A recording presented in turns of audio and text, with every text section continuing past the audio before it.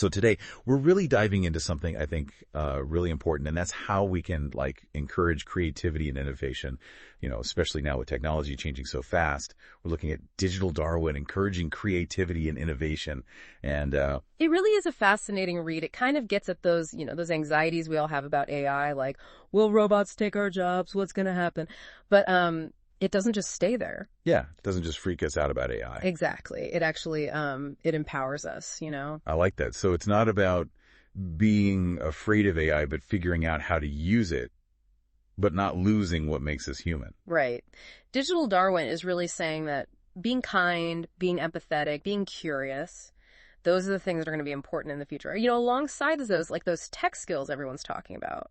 It's like we need to raise kids who get why technology matters, not just how to use the latest gadget. Yes. And how to use it for good.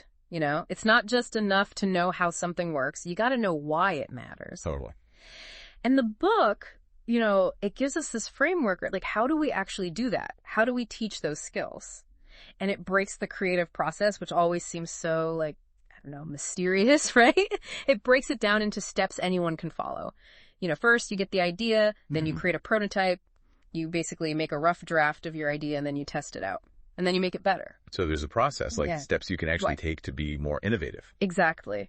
And one of the things I thought was really interesting was how much it stresses imagination. Yeah, I thought that was interesting too. And not just for being creative, but for being emotionally intelligent. Exactly. Like when a kid imagines what it's like to be someone else, that helps them connect with other people, right? So it's more than just daydreaming. It's about understanding different perspectives. Exactly. And that's what leads to innovation.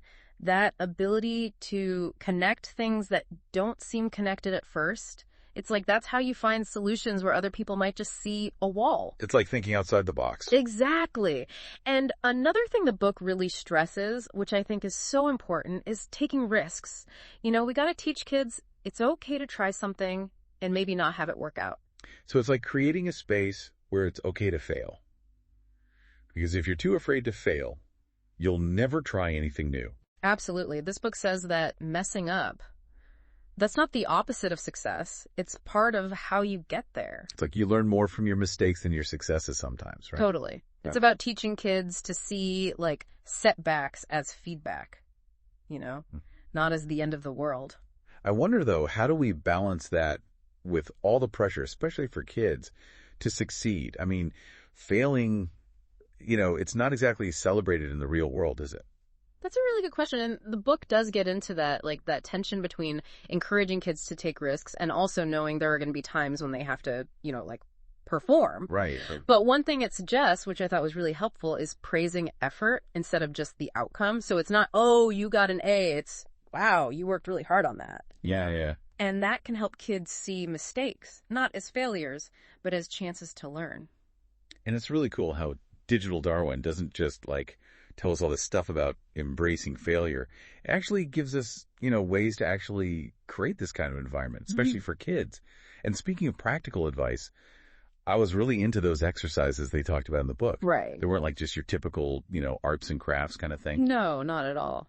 They really make you think differently, pushing kids to see things in new ways, Yeah. And one that I thought was so cool was that imagination scavenger hunt. It's not about going and finding, a red leaf or whatever. Yeah. It's about finding things that represent emotions and stuff.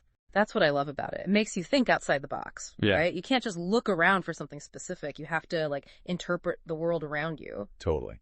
And that reminds me of how the book talks about figuring out how things work. Remember that reverse engineering activity? Oh, yeah. It was give a kid a clock, right? Okay. But instead of just, telling time, they're taking it apart to see all the gears and stuff. There's something so satisfying about that, figuring out how things tick. It's that natural curiosity we all have. Exactly. And that's what drives innovation. Wanting to know not just how things work, but why. Totally.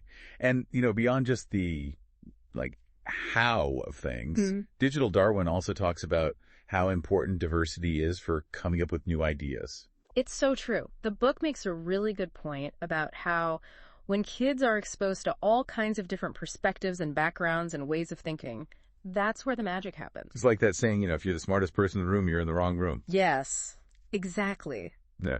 It's not about being fair. It's about creating the best environment for like amazing ideas to happen. Right. And innovation usually doesn't like Yep. happen in a vacuum. Right. It's when you get all those different ideas and experiences and perspectives bumping into each other, that's when you get real change. I like that, bumping into each other. And, another thing the book talked about that I thought was interesting was like the whole idea of being able to visualize things and think about things spatially. Yeah. And in this world, where we're always looking at screens, being able to think about things in 3D, like in your mind, that's a superpower. Totally. And there are even like exercises in the book to help you get better at that. One I remember was like they give you a bunch of random things, buttons, blocks, pipe cleaners, and you have to make something totally new out of them. Oh, yeah. That's a fun one. It's like playing, but you're also like engineering something at the same time, It's like how we used to play as kids. Remember building forts out of blankets? Yes. It's about remembering that like learning can be fun. It doesn't always have to be, so serious. Right, right. Sometimes the best ideas come when we're just playing around and experimenting and not worried about messing up. It's easy to forget that. Like, playing is part of learning. But Digital Darwin, it really reminded me of that, It's not always about the end result, like, did you build the best fort or whatever. Right. It's about, like, trying things out and having fun and being curious. Exactly. It's about, getting excited about learning new things. And feeling like you can, too. Yeah. And that's where things get really interesting with this book, I think.